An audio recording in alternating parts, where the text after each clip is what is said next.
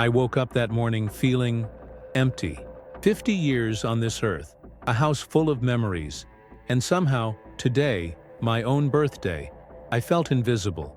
The smell of coffee was sharp in the kitchen, but the silence around me was sharper. My phone buzzed once, a text from my daughter, just a "Happy birthday, Dad," with a tiny emoji. No calls, no friends, no one showing up like they used to. I tried to shake it off, pouring the coffee into a chipped mug that had seen better days. Steam curled into my face, carrying the faint smell of cinnamon from the leftover roll on the counter. I thought about the years, the laughter that used to echo through these walls, and the gradual quiet that had settled in like dust on the shelves. By noon, I had given up expecting anyone. The house stayed still. My old recliner creaked under my weight as I stared out the window at the empty street, the sun glaring like it knew my loneliness. Then I heard a soft giggle. "Grandpa?" I turned. There she was, my granddaughter Emily, all curls and curiosity, holding a small box in her tiny hands. Her eyes sparkled, and suddenly, the room felt warmer, the silence less suffocating. "Grandpa," she whispered, leaning close, "there's someone in your safe." The words made my chest tighten. I hadn't thought about that safe in years. Not since, well, since everything changed. I didn't know whether to laugh or panic. I didn't even know if it was a game to her. But the sparkle in her eyes told me one thing. Today might just get interesting after all. I followed Emily through the living room, the carpet muffling her tiny footsteps, my heart thudding louder with every step. The safe sat in the corner of my study, an old steel box I hadn't touched in over a decade. Its cold surface gleamed under the afternoon light, like it was daring me to open it. Emily's hand hovered over the keypad. "Do you want me to show you?" she asked, her voice a mix of excitement and mischief. I swallowed hard. Yeah, show me." She pressed a sequence of numbers I didn't recognize, and the safe clicked open. Inside, nothing. Just a dusty envelope sitting on the shelf, like it had been waiting for me. I picked it up, my fingers trembling. The envelope was heavy, almost alive in my hands. On the front, in a familiar handwriting I hadn't seen in years, were the words, "For your eyes only." Emily tilted her head, curiosity glowing in her dark eyes. "Grandpa, what is it?" I didn't answer. Not yet. My mind raced, remembering the day I locked that safe, the promises I made, and the secret I had buried inside. A secret that could change everything if it ever saw the light of day. I ripped open the envelope. Inside were photographs, letters, and a single key. My breath caught, and then I realized the birthday nobody came to wasn't the real surprise. This was. I sank into my recliner, the envelope trembling in my hands, Emily perched on the arm like a tiny guardian angel. The room seemed smaller suddenly, the walls closing in with the weight of memories I thought I'd buried forever. I stared at the photographs first. They weren't ordinary snapshots of birthdays or family vacations. These were pictures of people I hadn't seen in years, faces I had thought lost to time. Some were friends, some colleagues, but one was her, my late wife. Her smile captured in a moment that made my chest ache, the sunlight catching her hair just like it had on the morning I first met her. I hadn't allowed myself to think about her in decades. Not really. Not after the divorce, the fights, the empty promises, the day she left. But here she was, frozen in a frame, like the universe had kept her waiting for me to notice again. I picked up the letters next. My hands shook as I unfolded the first one. The handwriting was unmistakable. Hers. The letters weren't recent. They were old, yellowed with time, the ink slightly smudged, but every word hit me like a punch. She had written about mistakes, regrets, and, most surprisingly, hope. Hope for me. Hope that I could forgive her. Hope that we could reconcile the past, and hope that I could see the truth she had been trying to protect me from. "Grandpa, what's all that?" Emily's voice pulled me back. I looked at her, her small brown eyes wide and trusting, and realized she had no idea how much this would change everything. I took a deep breath, feeling the weight of the years pressing down on me. Emily, this is why I built the safe. There are things in here, things that needed to be kept away, even from me sometimes. She frowned, tilting her head. But why now? I didn't have an answer. Or maybe I did. Life had a funny way of forcing secrets out into the open. My eyes fell on the key at the bottom of the envelope, its metal surface cold and unyielding. It was old, simple, and yet it felt like a lifeline, a bridge to the past I had tried to forget. The first letter mentioned a trust, a hidden inheritance that no one knew about, not even my children. My wife had left detailed instructions explaining how it should be used and why it had to remain secret until I was ready. And now, suddenly, I was ready. Or maybe the universe decided I was ready. Emily's presence seemed to tip the scales. I looked at her and smiled, a genuine, rare smile that hadn't touched my face in months. You know, kid, you just made the most boring birthday of my life suddenly interesting. Her giggle echoed in the room, breaking the heaviness that had settled over me all morning. And yet, beneath the laughter, a strange tension pulled at me. Whoever, or whatever, had left the contents of this safe had done so for a reason I hadn't yet understood. I read the letters carefully, letting the words sink in. My wife had mentioned a man, someone from her past, someone who had tried to take what was rightfully ours. She didn't go into details, but the warning was clear. The key was both literal and metaphorical. It would unlock more than just a box. It would unlock truths, debts, and maybe even danger. Emily leaned against me, resting her head on my shoulder. "Grandpa, are we going on an adventure?" I chuckled, a low, shaky sound that seemed to surprise both of us. "Yeah, kid, looks like we are. An adventure your grandpa should have started a long time ago." The safe had been silent for years, a mute witness to my solitude and regrets. Now it had spoken through Emily, and through her, life had handed me a chance to reclaim something I thought was gone forever. The room smelled faintly of the old wood and the lingering aroma of coffee. But now there was something else in the air. Anticipation, like electricity before a storm. I set the letters and photographs aside and examined the key more closely. Its teeth were simple, yet intricate enough to promise secrets that would not reveal themselves easily. I could feel a rhythm in my chest, a heartbeat syncing with the thought of unlocking what had been hidden from me for decades. Emily's tiny hand slipped into mine, and I felt a strange mix of protection and responsibility. Not just for her, but for the legacy my wife had left behind. And then, with a mixture of fear, excitement, and determination, I stood up. I didn't know what awaited me beyond this point. Maybe danger, maybe closure, but I knew one thing. I wasn't going to be ignored anymore. Not on my birthday. Not by the past. Not by life. I turned to Emily and smiled. "Let's find out who's been waiting for me." Her eyes widened and she squeezed my hand. "Let's do it, Grandpa." For the first time in a long time, the empty house felt alive. The air seemed to hum with possibility, and I realized that maybe, just maybe, this birthday wasn't about being ignored. Maybe it was about finally seeing what had been hidden, right in front of me, waiting for the right moment to reveal itself. The safe had given me the spark. Emily had given me the courage. And now, it was time to follow the trail. Time to uncover the secrets that had been locked away for decades. And maybe, just maybe, reclaim the family, the truth, and the life I thought I had lost. I could still feel the cold weight of the key in my pocket as Emily and I stepped out into the backyard. The late afternoon sun hung low, casting long shadows across the grass, and the breeze carried the scent of wet earth and fallen leaves. Every sound seemed amplified. The distant bark of a dog, the rustle of the old oak trees, even Emily's small, excited footsteps on the deck. "Grandpa, where are we going first?" she asked, her curiosity practically vibrating through her tiny frame. I hesitated. My mind raced, trying to piece together my wife's cryptic instructions. The letters had mentioned a place that remembers us, something hidden long before the house we now lived in. I hadn't thought about that spot in decades, hadn't even been sure it still existed. But somehow, with Emily's hand clutching mine, I felt like I could find it.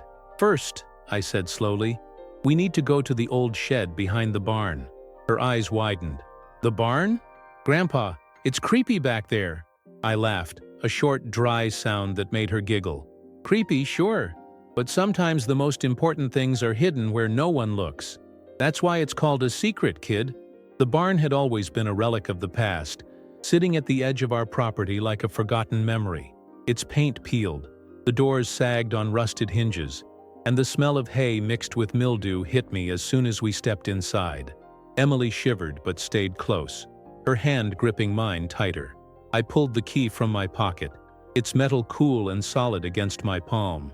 My heart pounded as I approached an old chest tucked in the far corner of the barn. It was covered in dust and cobwebs, clearly untouched for years. But the moment my key slid into the lock, a strange sense of rightness filled me. This was the next step. This was where everything my wife had kept secret might finally make sense. The lock clicked. I lifted the lid, and a rush of dust filled the air. Emily coughed, waving her hand in front of her face, but I ignored it. Inside the chest were stacks of letters, journals, and envelopes sealed with wax. I pulled one out and opened it, careful not to tear the fragile paper. The first page was written in her familiar hand, explaining the story I had never known.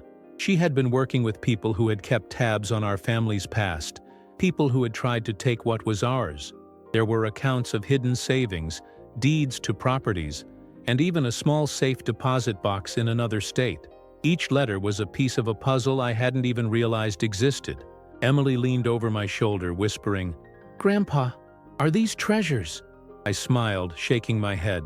"Not just treasures, kid. This is the truth. Everything we lost, everything we were denied. It's all here, waiting for us to claim it." We spent hours digging through the chest, piecing together the story of my wife's foresight, her determination to protect our family even from her own mistakes. With every envelope, my heart swelled with a mix of anger, regret, and gratitude. I had been ignored all these years, but now I realized it hadn't been about me being forgotten. It had been about preparing me to handle what was coming. The sky outside darkened, streaked with orange and purple. Emily rubbed her eyes but refused to leave my side. "Grandpa, is there more?" I nodded, holding up the final envelope. My hands shook as I opened it, revealing a letter addressed to me directly. Her words were personal, raw, and filled with hope. She had trusted me to protect our family, to take the steps she never could, and to finally ensure that what had been hidden would bring freedom, not fear. I felt a lump in my throat. For the first time in years, I felt truly connected to her, to Emily, and to the life I had thought was slipping through my fingers.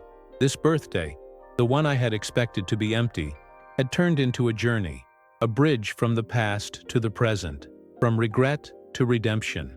Emily yawned but smiled up at me. "Grandpa, we're like detectives." I chuckled, feeling a warmth spread through me I hadn't felt in decades. "Yeah, kid. Detectives of the truth." As we closed the chest, I knew the night was only the beginning. The letters, the photographs, the safe, the key, they were all guides to a larger discovery. There were people to confront, places to visit, and a family legacy to reclaim. And I realized something vital. I wouldn't be facing it alone.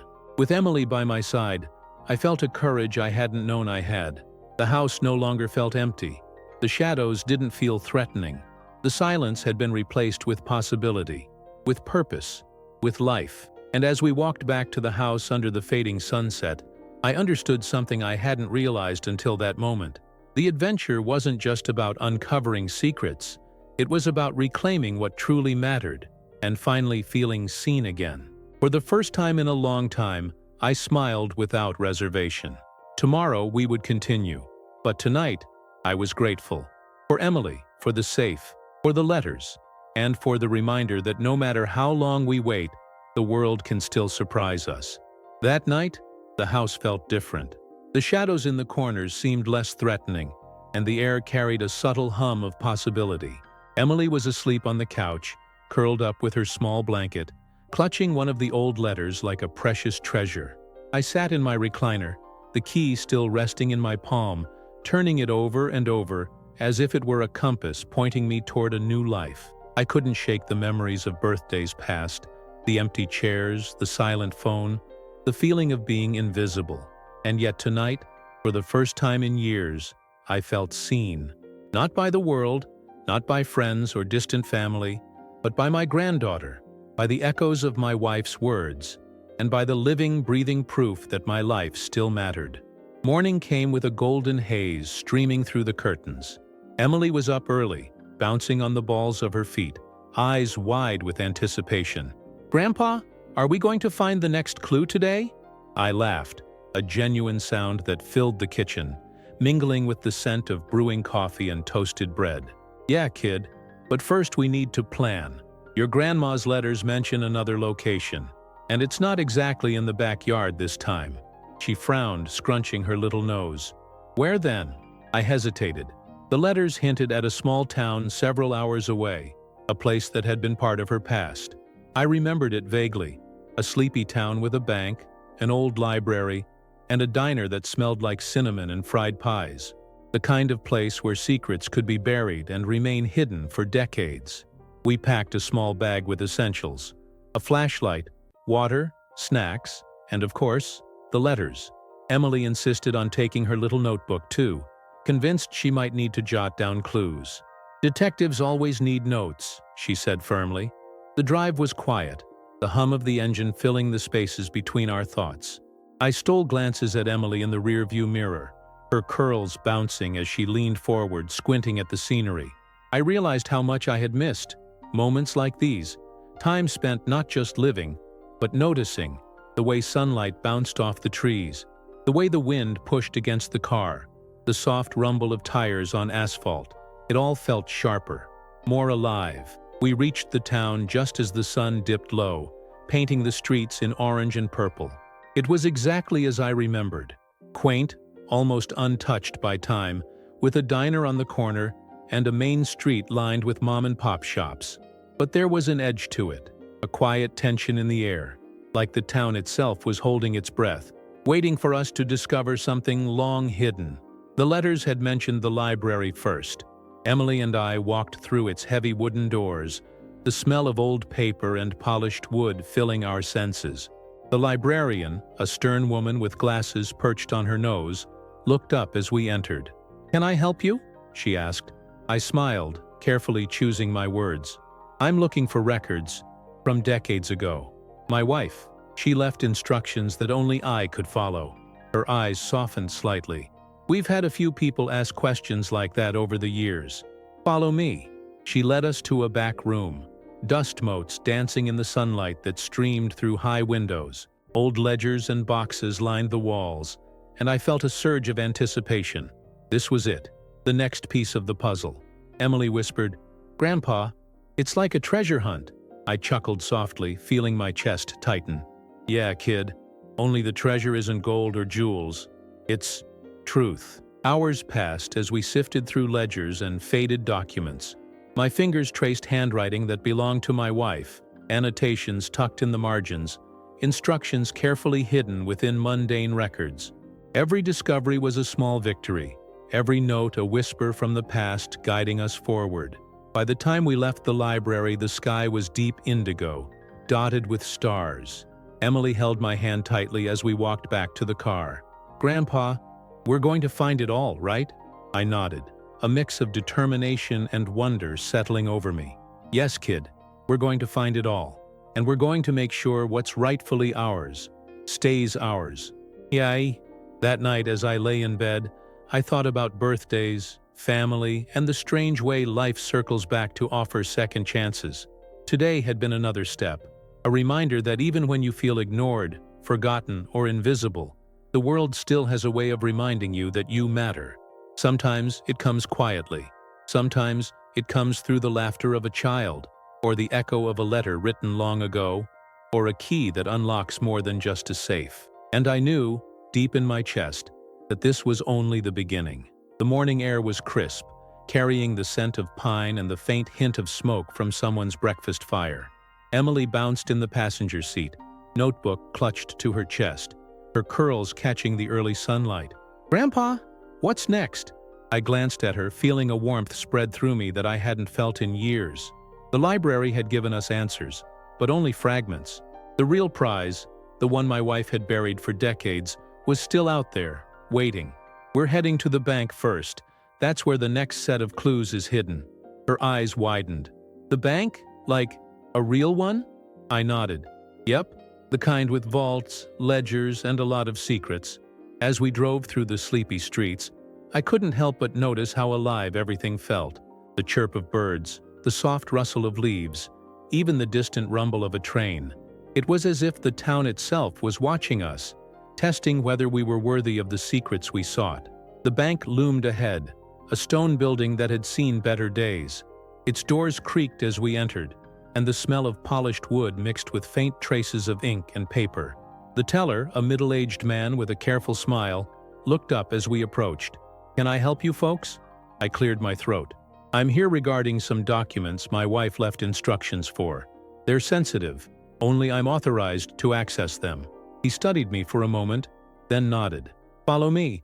Mr. Thompson in the vault has been expecting someone with that request." Vaults always carried a strange energy.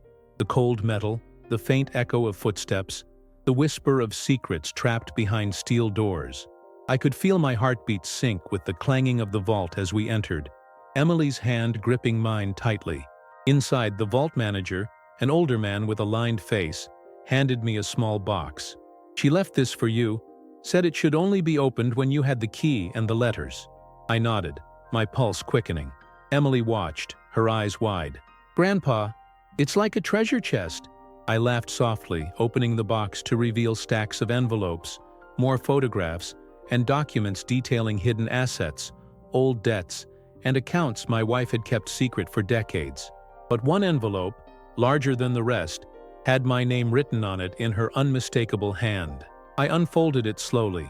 Inside was a letter explaining a final, crucial piece of the puzzle. A person who had been waiting in the shadows all these years. Someone with knowledge that could change everything. My stomach twisted.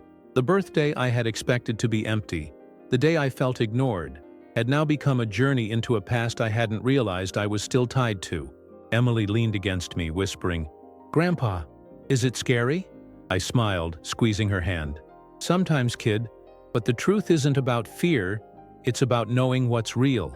And today, we're going to find out what's real." We spent the better part of the morning combing through the documents. Every paper revealed more than just financial records.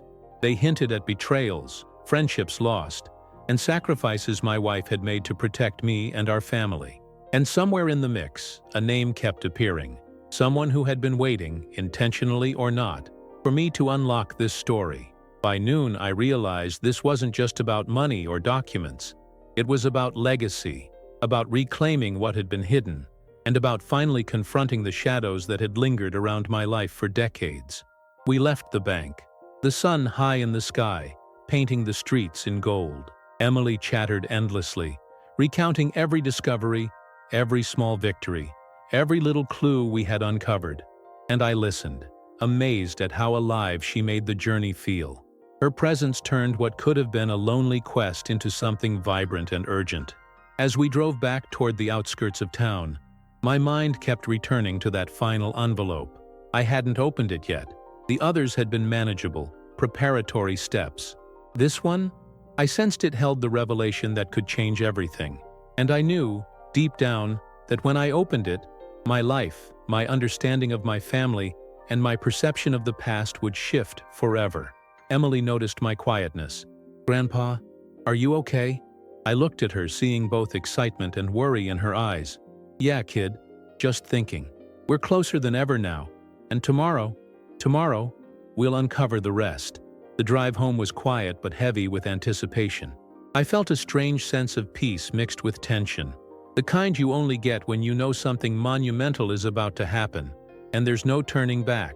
The safe, the letters, the key, the library, the bank, they had all led me here. And now, I had to face the final piece of the puzzle. Emily leaned her head against the window, dozing lightly. I glanced at her, my granddaughter who had unknowingly pulled me out of years of loneliness, and felt a surge of gratitude. She was the spark that had reignited my life, the reminder that even when you feel invisible, someone might see you in ways you hadn't imagined. Tonight, I would open that last envelope. Tonight, I would confront the secret my wife had entrusted me with, and finally understand why I had been ignored at my own birthday. And maybe, just maybe, I would finally see the person waiting in the shadows, the one who had changed everything. waiting for me to notice. That night, the house was quiet, except for the soft hum of the ceiling fan and the occasional creak of the old floorboards. Emily was asleep on the couch again, blanket tucked around her shoulders, her small face peaceful. I sat at the kitchen table, the last envelope before me, the key glinting faintly under the lamp. My hands trembled, not with fear, but with anticipation. I took a deep breath and unfolded the letter. The handwriting was unmistakably hers, deliberate and firm, yet filled with warmth. The first lines made my chest tighten. She wrote about the person who had been watching, the one who had the potential to undo everything, or to help us finally reclaim what was ours. The letter described them not as an enemy exactly, but as a gatekeeper, a figure who held the pieces to the puzzle and had been waiting for me to prove myself worthy of the truth. Emily stirred in her sleep, murmuring something about a treasure hunt. I smiled, thinking how strange it was that she, just a child, had unknowingly pulled me into this adventure, reminding me that life could still surprise me. The letter directed me to a small cabin on the edge of town, hidden among pines, far enough to feel isolated but close enough to reach before nightfall. It mentioned a combination lock and a simple knock pattern that would signal I was the right person to gain entry. I felt my pulse quicken. This was it, the confrontation, the revelation. I had imagined countless scenarios over the past few days, each one a mixture of fear and hope. Now, with Emily asleep and the night quiet around me, I felt the weight of responsibility settle firmly on my shoulders. Morning came slowly, the sky pale and hazy with the first light of dawn. I woke Emily gently, careful not to startle her. "Kid," I whispered, "we're going to meet someone important today. Are you ready?" Her eyes popped open, still heavy with sleep but bright with curiosity. "Important? Like treasure important?" I chuckled softly, ruffling her curls. "Yeah, treasure important and maybe even life-changing." The drive to the cabin was quiet, the air crisp, carrying the scent of pine and earth. Emily was unusually still, sensing the gravity of the moment, and I felt a strange mixture of pride and protectiveness. Whoever awaited us had been prepared to guard secrets for decades, but I was ready to face them. We pulled up to the cabin. It was small and rustic, with weathered wood and a simple porch. Smoke curled faintly from the chimney, and the scent of burning wood mingled with the fresh forest air. My stomach tightened, the key in my pocket feeling heavier than ever. I approached the door slowly, Emily's hand clutching mine tightly. Following the instructions in my wife's letter, I knocked in the prescribed pattern. There was a pause, a creak of movement inside, and then the door opened. Standing there was a man, tall, lean, with eyes that seemed to pierce straight through me. He studied me silently for a long moment before speaking. "I've been waiting," he said, his voice calm but firm. "Your wife knew you'd come eventually." My chest tightened. "And you're the one she trusted to hold this?" He nodded. "I've guarded her secrets for years. She believed you were the only one who could finish what she started, and that you'd need the right person to guide you here. I am that person." Emily peeked from behind me, eyes wide, and I realized in that instant how much I had grown already, how much courage I had found just in showing up. He stepped aside, gesturing toward the cabin's interior. Inside were stacks of boxes, files, and ledgers, meticulously organized. Everything your wife left, every secret, every safeguard, every warning, it's all here. But some things, some truths aren't easy to accept. I swallowed hard. "I don't care. I need to know it all." He nodded approvingly. "Good, that's what she wanted. And now it's time you claim it." Emily tugged gently at my sleeve. "Grandpa, is it scary?" I crouched beside her, looking into her trusting eyes. "It might be, kid, but nothing worth having comes easy." We spent the next several hours sifting through documents, uncovering truths that had been hidden for decades. Property deeds, financial accounts, letters that explained betrayals, and notes detailing how my wife had protected us all. Every page was a revelation, a piece of history that had been deliberately shielded until I was ready. And then, at the bottom of the stack, I found something that made my heart stop.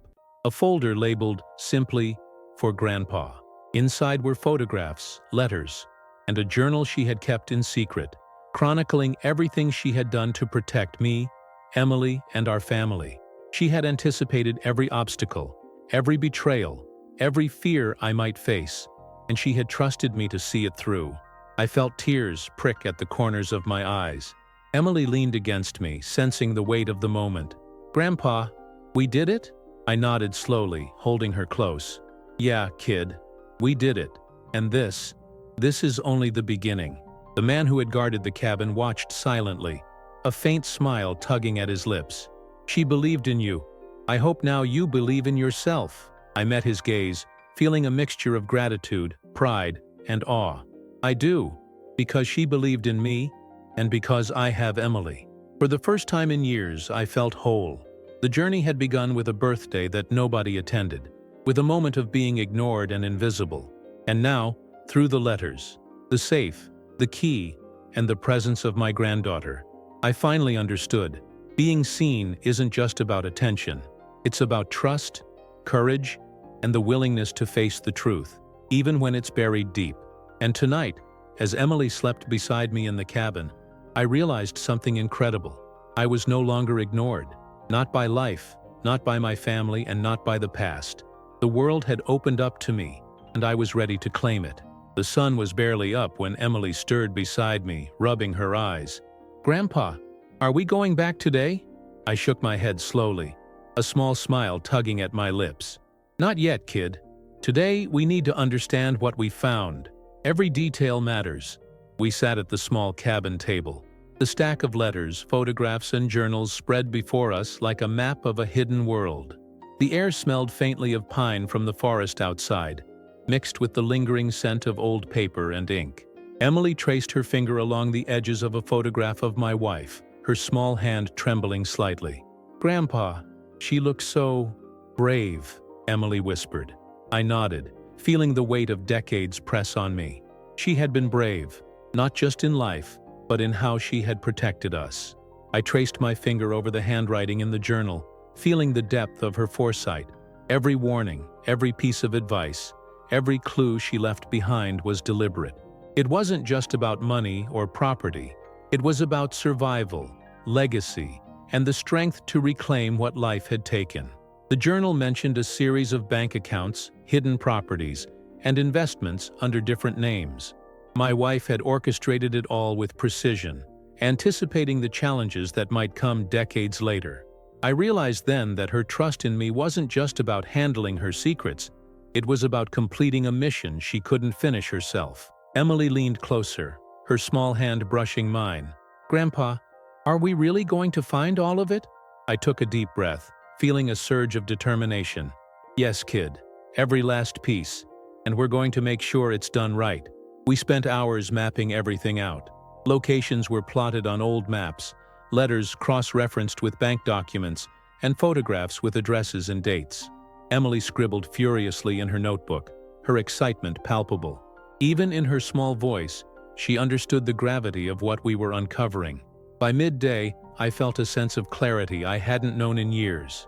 The pieces were starting to fit together, but with clarity came a gnawing tension. Someone else had known about these secrets.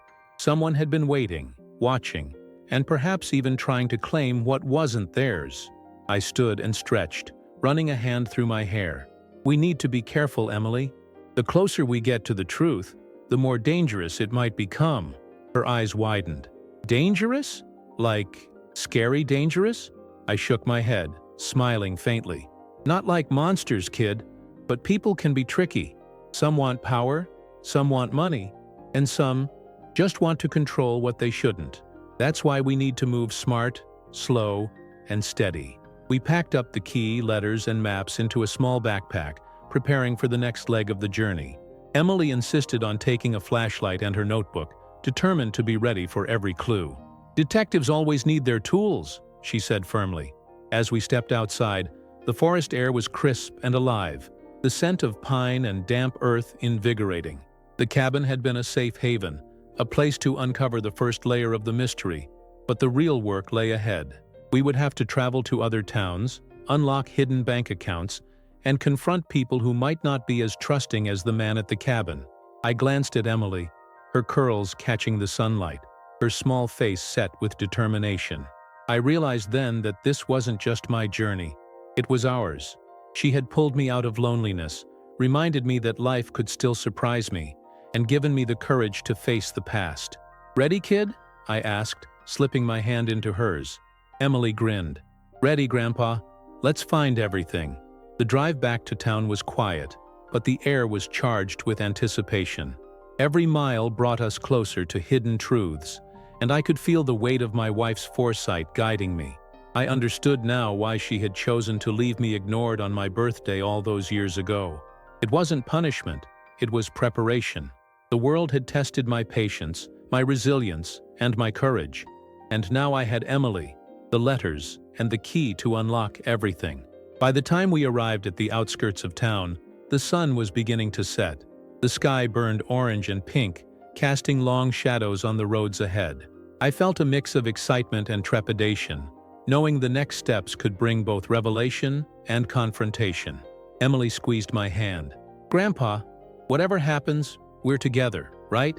I looked down at her, feeling a surge of love and protection. "Always, kid. Together. No matter what we find, no matter what comes our way, we stick together." That night, as Emily slept again in the cabin, I sat alone with the journals, letters, and maps spread before me. The air was still, but my mind raced. The path was clear now, but the obstacles were unknown.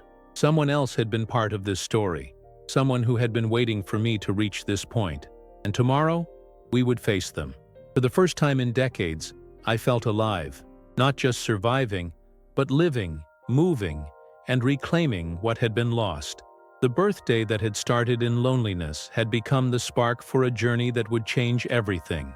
And with Emily by my side, I knew we could face whatever, or whoever, was waiting in the shadows. The morning mist clung to the roads like a thin veil as Emily and I set out, the backpack heavy with letters, maps, and the key.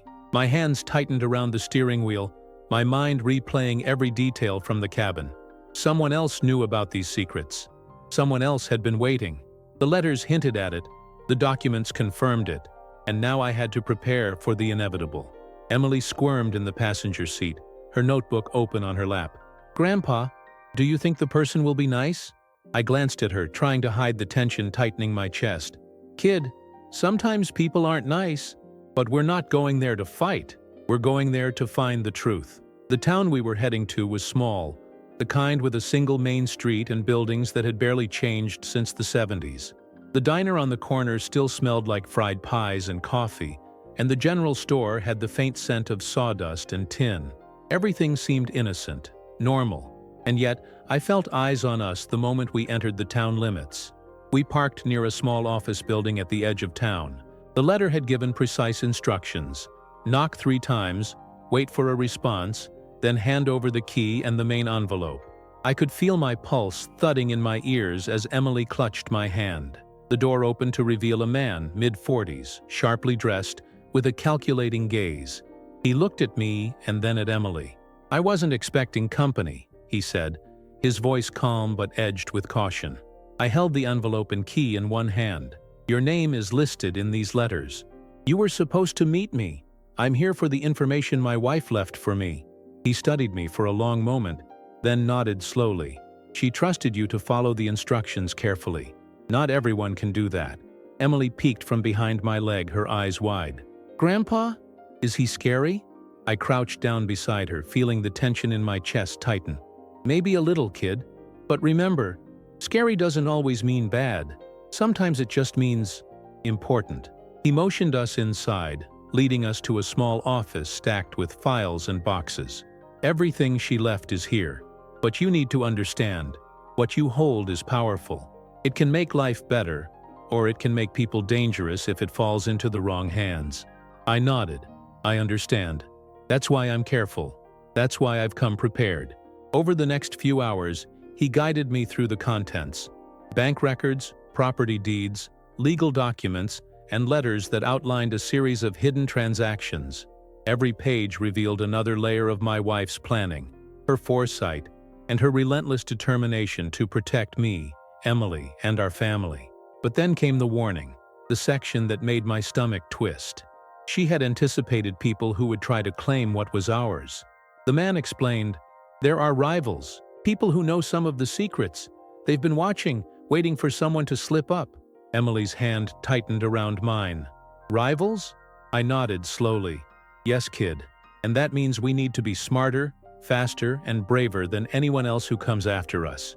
The man handed me a final envelope, one I hadn't expected. It was thick, sealed with wax, and marked for immediate action. My hands trembled as I opened it, revealing a set of coordinates, names, and instructions. This wasn't just a map to property or accounts. It was a map to people who had been manipulating events behind the scenes. I felt a chill run down my spine. My wife had prepared me for this. She had trusted me to face the people who had been lurking in the shadows, waiting for the right moment. And now, that moment had arrived. Emily leaned against me, her small presence a reminder of why I was doing this. "Grandpa, are we going to be okay?" I swallowed hard, feeling the responsibility settle heavily on my shoulders. "We will, kid. We have the letters, the key, and each other. That's more than enough." As we left the office, the sun was dipping low, casting long shadows across the street. I glanced at Emily, her curls glowing in the fading light, and realized something vital. Whatever came next, we would face it together. The birthday I had thought would be empty had led me to this moment, filled with danger, yes, but also with purpose, courage, and the chance to reclaim everything that had been hidden from me. The road ahead was uncertain, filled with people whose motives we didn't yet know, but I felt alive for the first time in decades. The safe, the letters, the key, and Emily had given me a second chance, not just to see the world differently, but to confront it, claim what was ours, and finally prove that I was not invisible. And as we drove into the evening, I knew the next few days would define everything: our family, our legacy, and the future we were about to seize from the shadows. The next morning, the air felt electric, charged with anticipation. Emily and I packed the envelopes, the maps, and the key into our backpacks, double-checking every detail. The coordinates in the final envelope led to a secluded warehouse on the outskirts of the next town. According to my wife's letters, this was where one of the people who had tried to manipulate our family's legacy would reveal themselves, or be confronted. Emily fidgeted in the passenger seat. "Grandpa, do you think they'll be nice?" I shook my head slowly, gripping the steering wheel tighter. "Kid, people like this rarely are, but we're not going to back down. We know more than they expect, and that gives us an advantage." The drive was tense. Every shadow along the road seemed heavier, every passing car a potential threat. Emily's small hand found mine, and I could feel her heartbeat against mine. It was a reminder that whatever lay ahead wasn't just about me. It was about protecting her, and about proving that we weren't invisible, that we weren't powerless. We arrived at the warehouse just as the sun began to rise, casting long orange streaks across the cracked concrete and rusted metal. The place looked abandoned, but I knew better. My wife's words had prepared me for this. Caution first, curiosity second. We approached slowly. The door was slightly ajar, a faint creak echoing through the still air. Emily whispered, "Grandpa, I'm scared." I knelt beside her, brushing a strand of hair from her face. "It's okay to be scared, kid. Fear just means we're aware. It keeps us sharp. But courage is doing what needs to be done, even when you're scared." Inside, shadows pooled in corners. A figure emerged from behind a stack of crates. A man in his 50s, sharp eyes glinting with both recognition and calculation. He raised his hands slightly, almost as if to test us. "You've made it farther than I expected," he said. His voice was calm, but the edge of it told me he was used to control. "Your wife, she trusted you, but you don't know everything yet." I tightened my grip on the envelopes, feeling the weight of the years, the secrets, and the responsibility pressing down on me. "I know enough, and I know that you've been trying to take what doesn't belong to you." He chuckled, a short, sharp sound that made Emily cling to me. "I've been protecting it, waiting for someone worthy to claim it, and now, maybe that's you." I felt a flicker of hope. My wife's foresight had prepared me for this exact moment. "Then we'll do it the right way. No shortcuts, no tricks, just the truth." For hours we went through documents, photographs, and ledgers, piecing together everything he had been guarding. Each revelation felt like a puzzle piece, finally clicking into place. Emily watched intently, her notebook full of observations and notes. The man, initially cautious, began to open up, explaining how my wife had left everything in place, anticipating challenges, rivals, and hidden threats. Then came the warning, the part that made my chest tighten. There were others, people who had discovered fragments of the truth and might try to claim what was ours by force or deception. The letters, the key, and the instructions were not just guides, they were shields. Emily leaned against me, whispering, "Grandpa, what do we do?" I looked at her, feeling the surge of responsibility that came with being both protector and detective. "We stay smart, kid. We follow the plan, and we face whatever comes together." By the time we left the warehouse, the morning sun had fully risen. The man watched us go, a faint smile tugging at his lips. "She trusted you.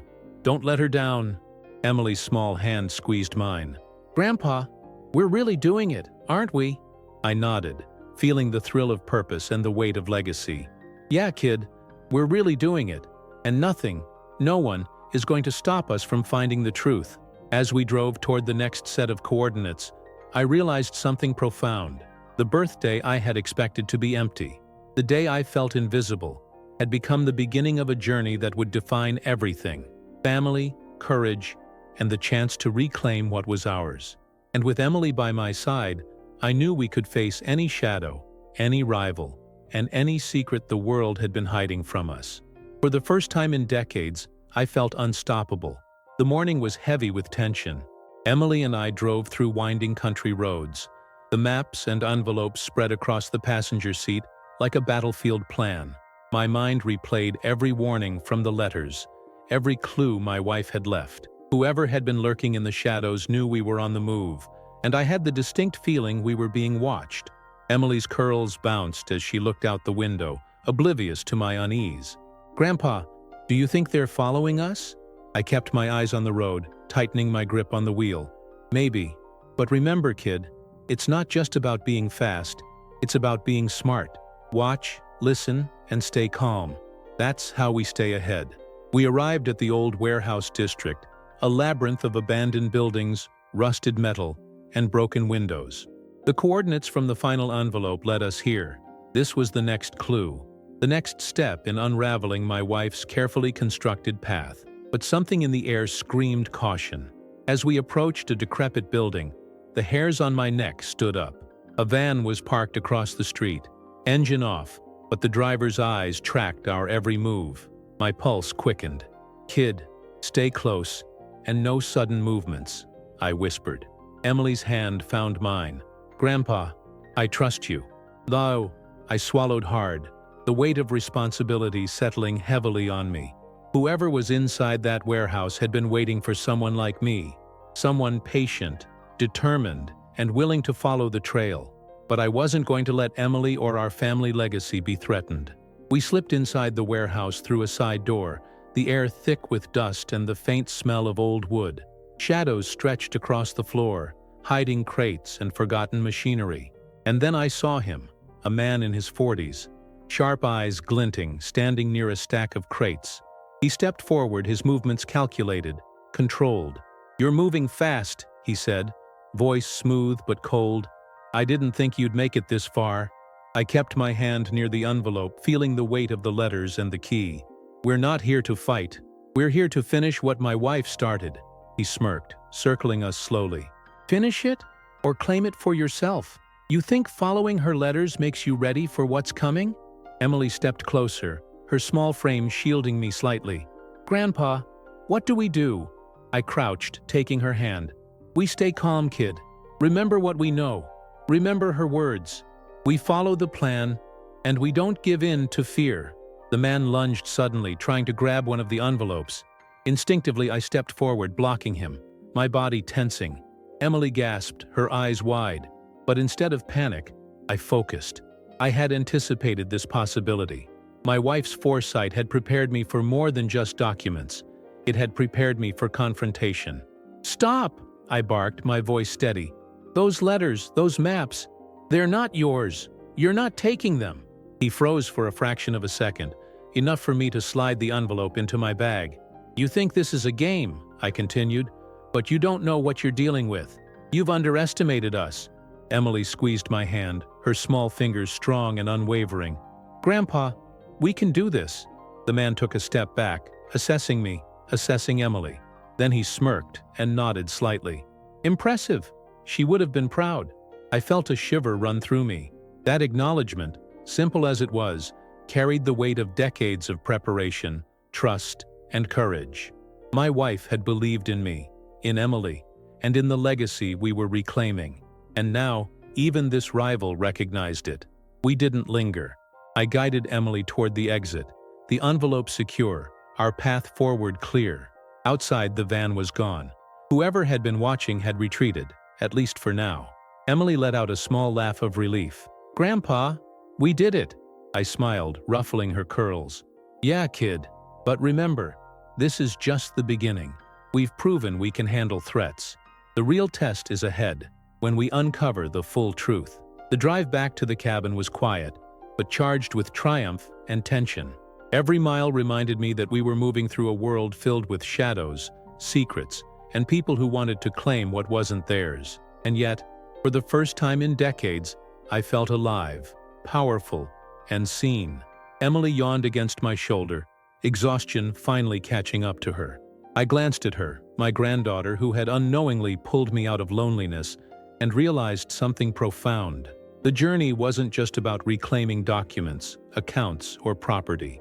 It was about courage, trust, and the bonds that make us unstoppable. That night, as she slept soundly, I held the envelopes close, the key warm in my pocket, and made a silent promise.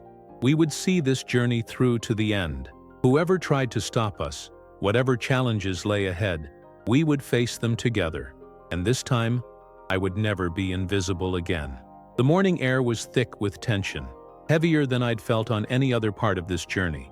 Emily was already up, bouncing with energy despite the exhaustion from the previous day.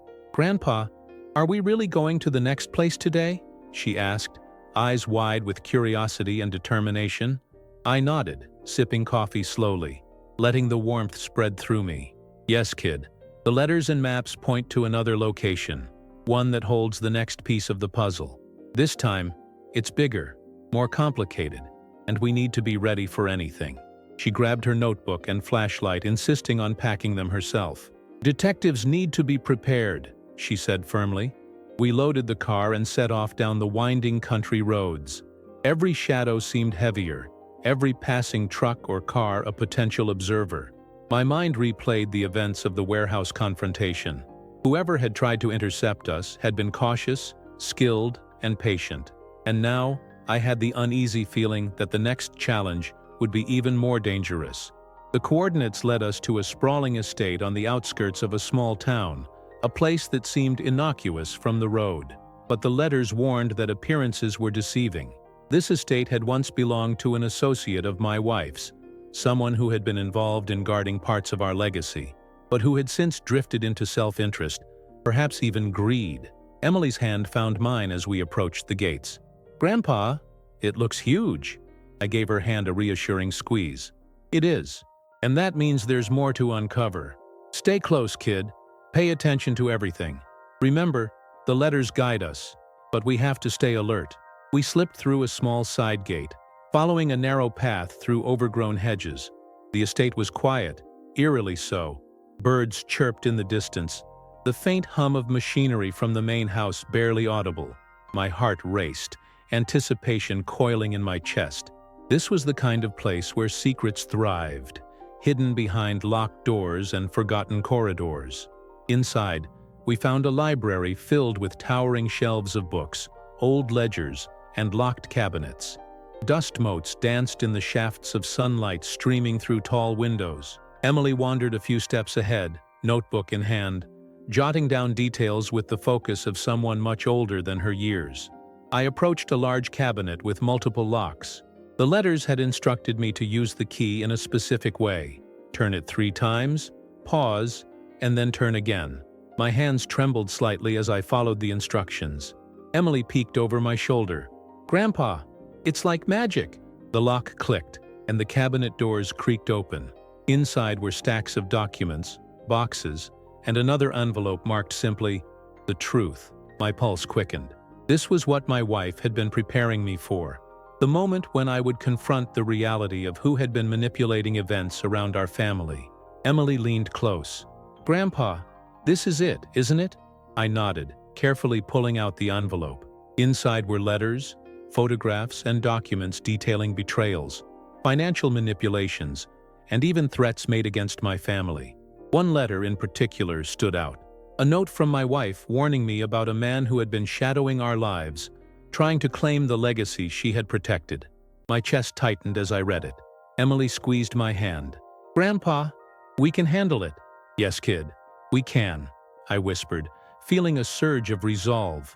We spent hours in that library, piecing together the story. The documents revealed how my wife had anticipated every move, every rival, and every danger. She had left clues, instructions, and guidance, knowing I would need to act carefully. And with Emily by my side, I realized we were ready. By late afternoon, the estate seemed less intimidating. The shadows felt less threatening. Emily and I had uncovered the next layer of secrets, strengthened our understanding, and reinforced our bond. And yet, I knew the biggest challenges were still ahead. The people who would stop at nothing to claim what my wife had safeguarded. As we left the estate, Emily leaned against me, her small hand holding mine tightly. "Grandpa, are we going to be okay?" I looked down at her, feeling both protection and pride. "We're going to be more than okay, kid. We're going to finish what she started. And we're going to make sure nothing and no one can take it from us." The drive back to the cabin was quiet but filled with a sense of accomplishment and anticipation. We had uncovered the next piece of the puzzle, but the journey was far from over. Whoever had tried to interfere before would likely strike again, and I had to be ready. That night, as Emily slept beside me, I felt a sense of clarity. The birthday I had once thought would be lonely and empty had transformed into a journey of courage, discovery, and reconnection. And now, as the guardian of my wife's secrets and legacy, I was ready to face whatever came next. With Emily, the letters, and the key by my side. The next morning, I woke to a silence that felt heavier than usual. Emily was already up, notebook in hand, scribbling observations from the previous day. I watched her for a moment, her small frame hunched over the pages, curls falling into her eyes, and felt a surge of protectiveness. She had pulled me out of loneliness, reminded me that life could still surprise me, and given me courage I hadn't realized I had. "Grandpa," she said softly, looking up, "what if someone tries to stop us today?" I swallowed hard, feeling the weight of responsibility settle over me. "Then we'll face them, kid. We've prepared. We've got the letters, the key, and each other. That's more than enough." We set out for the next location indicated in the letters, a remote estate several hours away. The drive was tense. Every passing car, every shadow in the trees felt like it might conceal someone watching us. Emily clutched my hand tightly, her small fingers trembling, and I realized how much this journey had become about protecting her as much as reclaiming the legacy.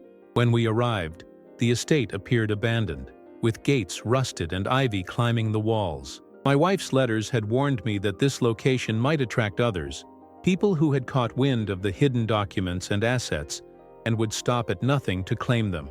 I felt a knot tighten in my stomach, but I pushed it aside. Fear could not guide me today. Inside the building was dark, the air thick with dust and the faint smell of old wood and mildew. I led Emily through the hallways, flashlight in hand, listening for any sound that didn't belong. And then I heard it, the soft click of a door, followed by footsteps echoing from upstairs. Someone else was inside. Emily froze beside me. "Grandpa, what do we do?" I crouched, brushing a curl from her face. "Stay quiet, kid. Follow me, and whatever happens, don't let go of my hand." We crept toward the staircase, moving as silently as possible. The footsteps stopped, and a voice called out, smooth and cold. "I knew you'd come. I've been expecting you." A man emerged from the shadows, tall, lean, and sharply dressed, eyes glinting with both recognition and calculation. He had been one of the people hinted at in my wife's letters, a rival who had tried to claim pieces of the legacy over the years. "I won't let you take what's ours," I said firmly, gripping the envelopes and key tightly. He smirked, circling us slowly. "You think you understand, but you don't. She left instructions, yes, but you underestimate the dangers, the stakes, the people who want this for themselves." Emily stepped closer, courage surprising me. "Grandpa, we can do this. We're together." I felt a swell of pride, knowing she had internalized the lessons of patience, observation, and bravery I had been trying to teach her. "He's right about one thing," I said to the man. "The stakes are high, but we're not backing down. Not today." "Lee," the man lunged suddenly, trying to grab one of the envelopes.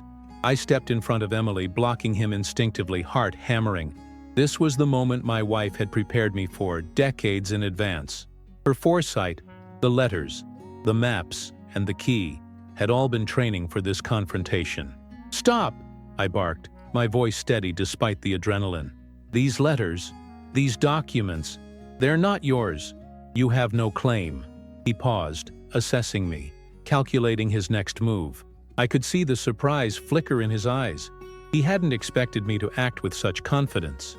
Emily's small hand squeezed mine, grounding me. For a tense moment, the man studied us, then slowly stepped back.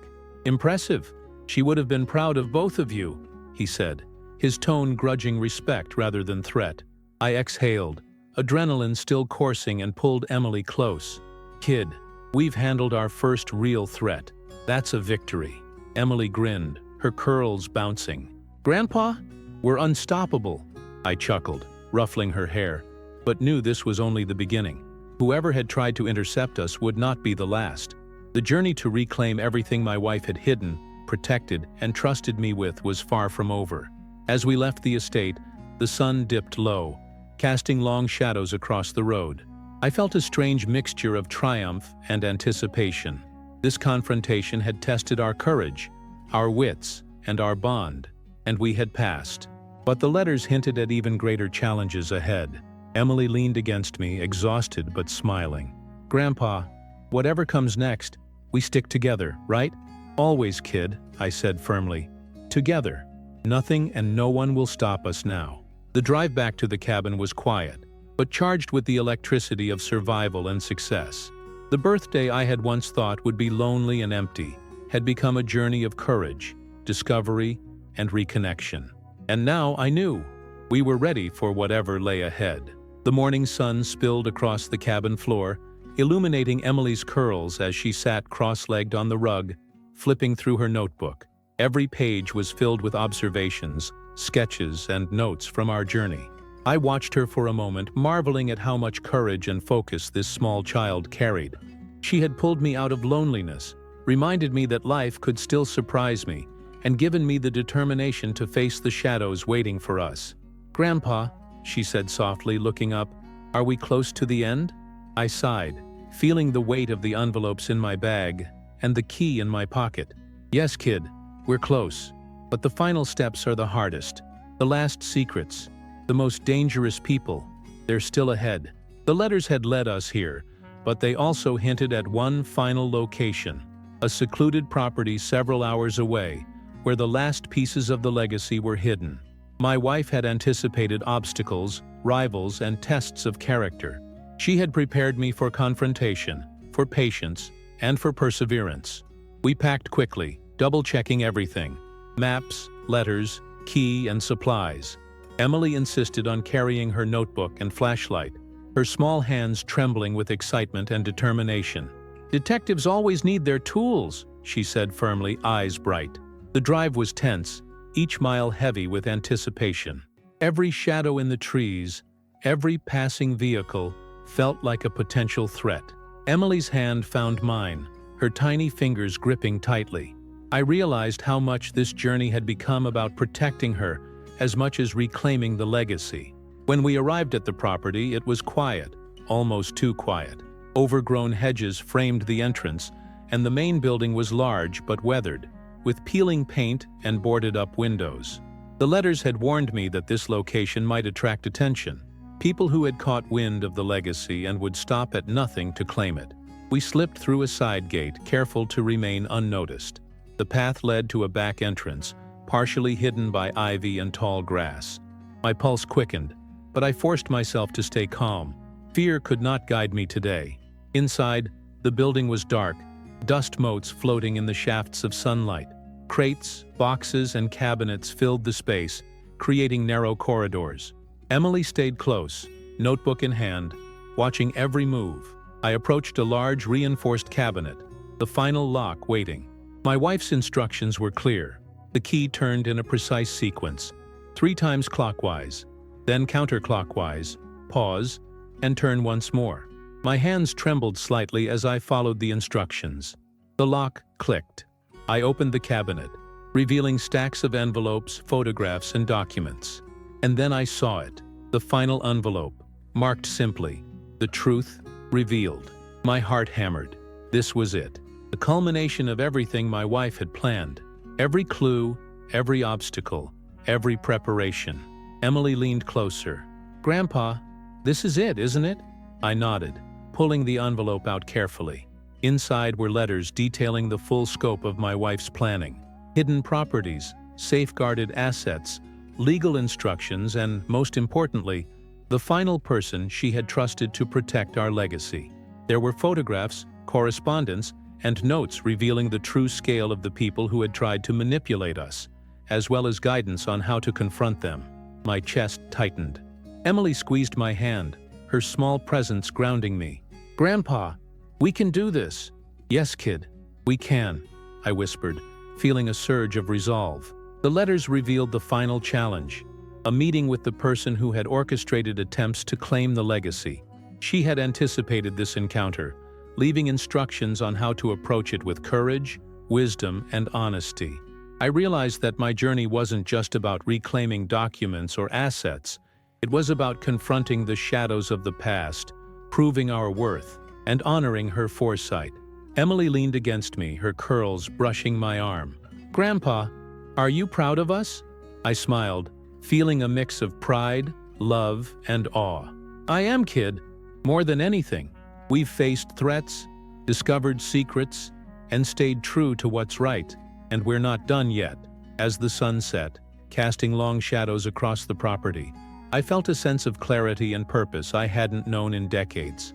The birthday I had once expected to be lonely and empty had become the spark for a journey that tested courage, resilience, and love. And now, with Emily by my side, the letters, and the key in my hand, I knew we were ready for the final confrontation, and for the truth that would finally set us free.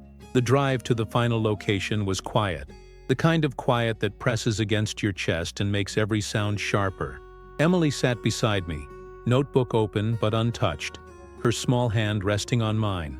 I could feel her anticipation, her excitement, and a little bit of fear, all the same emotions I felt myself. "This is it, Grandpa?" she whispered, eyes wide. I nodded. "Yes, kid. This is the last step. The person your grandma trusted most. They'll tell us everything. And after today, we finally know the full story." The coordinates led us to a small, nondescript office building tucked between 2 larger structures. From the outside, it looked like any other business, but I knew better. My wife's letters had prepared me for this exact moment, anticipating both the obstacles and the truth that awaited inside. We entered cautiously. The receptionist looked up, neutral, then motioned us toward a back office. "He's expecting you," she said softly. Emily squeezed my hand. "Grandpa, I'm ready." I smiled, kneeling to meet her gaze. "So am I, kid. Let's see what she wanted us to find." The door opened to reveal a man in his late 50s, tall and composed, with sharp eyes that seemed to measure every inch of us. He gestured toward a small table. "Sit." She left instructions for this meeting. She trusted you to understand, to act, and to reclaim what was hers. I placed the envelopes and key on the table. Emily leaned close, listening. The man pulled out a set of documents, photographs, and letters. Everything she left, every safeguard, every account, every piece of property is here. But more importantly, she left instructions on how to handle those who tried to interfere, and how to secure the family's legacy permanently. I nodded, feeling a surge of relief and pride. We followed every step, and now we're ready for the last part. He smiled faintly. Good, because some of those who opposed her, they're still around. They'll challenge you, test your courage, and try to manipulate what's yours. But she believed in you, and now you have to prove it. Emily's hand found mine again. Grandpa, we can do it, right? I swallowed hard, looking at her determined face. Yes, kid. Together, we can face anything. For hours, he walked us through the documents, explaining who had tried to interfere, why, and how my wife had protected everything. Letters detailed threats, legal maneuvers, and careful planning to ensure the family would never lose what she had fought to preserve. Finally, he handed me one last envelope, sealed, heavy, and marked for immediate action. My heart pounded as I opened it. Inside were instructions to contact the remaining rival directly, meet them, and reclaim the last portion of the legacy. The final accounts, keys, and properties they had tried to manipulate. Emily's eyes widened. Grandpa, that sounds scary. Nay, I smiled, feeling both nervous and empowered. It is, kid, but we've faced worse, haven't we? She nodded, determination shining through. Yes, and we're unstoppable. The man stood, gesturing toward the door. She trusted you. Now it's your turn. Handle this wisely, and you'll secure everything she protected for decades. I took a deep breath, slipping the envelopes and key into my bag. Emily's hand found mine once more. Let's do this, I whispered. Outside, the sun was setting, casting golden light across the street. I looked down at Emily, feeling a mixture of pride, love, and awe. The birthday I had thought would be lonely had led to this moment, a journey of courage, discovery, and reconnection. And now, at last, we were ready to face the final challenge, reclaim the full legacy, and finally feel seen, recognized, and unstoppable. The morning was cool, the air crisp with the scent of pine and earth, carrying the weight of anticipation. Emily clutched my hand, her notebook tucked under her arm, eyes wide with a mix of excitement and nerves. Grandpa, is today the day? I nodded, taking a deep breath. Yes, kid. Today we finish what your grandma started. The final rival waited at a small office building on the edge of town, a man whose presence carried both authority and menace. I had prepared for this moment for days, studying the letters, memorizing instructions, rehearsing every possible outcome. And I knew Emily's presence was as much a shield as it was a source of courage. We entered, greeted by the man's sharp gaze. He didn't smile. I've been expecting you, he said. You've done well to make it this far. I held up the envelopes and key. We're here for the full truth. No games, no tricks, just what my wife left us. He studied me silently for a moment, then motioned toward a small conference table. She trusted you. I will honor that. But first, you must prove that you can claim it without fear or hesitation. Emily leaned close, whispering, Grandpa, we've got this. I squeezed her hand, drawing strength from her small but unwavering courage. Yes, kid. Together. The next few hours were tense, the air thick with anticipation. We went through documents, photographs, and letters, piecing together the last layers of the hidden legacy. Every page revealed not just assets and accounts, but the careful foresight of a woman who had prepared for decades, protecting her family from unseen threats and ensuring everything she valued would survive. Then came the final confrontation. The rival tested us. Questions, insinuations, even veiled threats. But I remained steady, guided by the letters, the key, and the memory of my wife's planning. Emily stayed close, her presence a quiet but firm reminder that courage and trust were our greatest weapons. Finally, he nodded. You've done what few could. You've proven your resolve, your courage, and your loyalty. The legacy is yours. She would be proud. I exhaled, relief washing over me. Emily's small face broke into a grin, and she jumped into my arms. Grandpa, we did it. Yes, kid, I said, holding her tight. We did it, and we're never invisible again. Outside, the sun shone brightly, painting the streets with gold. The journey had begun on a lonely birthday, with no one showing up and a sense of emptiness pressing down on me. But through the safe, the letters, the key, and Emily's unwavering presence, I had rediscovered courage, purpose, and the value of family. We returned to the cabin carrying the envelopes and key with us. The house, once quiet and lonely, now felt alive. Every creak of the floorboards, every rustle of the trees outside, reminded me that life could still surprise, still reward those who persevere. Emily sat on the porch, notebook in hand, jotting down our journey. I watched her, feeling a deep, overwhelming gratitude. "Kid, you brought me back to life. You reminded me that even when the world ignores us, we can still create our own path, claim our own legacy, and protect the ones we love." She smiled up at me, curls bouncing in the sunlight. "Grandpa, I knew we could do it." I chuckled softly, the sound carrying across the yard. "Yes, kid, we could. And we did. Together." For the first time in decades, I felt truly seen, recognized, and unstoppable. The birthday that began with silence and loneliness had become a journey of courage, discovery, and reconnection. And now, with Emily by my side, the letters, and the key finally secure, I knew that nothing could ever take that away from us. The house smelled faintly of pine and paper. The world outside seemed full of possibility, and I realized that life, messy, unpredictable, and often lonely, could still be filled with triumph, love, and the quiet satisfaction of finally being understood. And as I watched Emily laugh, chasing the sunlight across the porch, I finally understood what it meant to be seen, truly seen, not just by the world, but by those who matter most.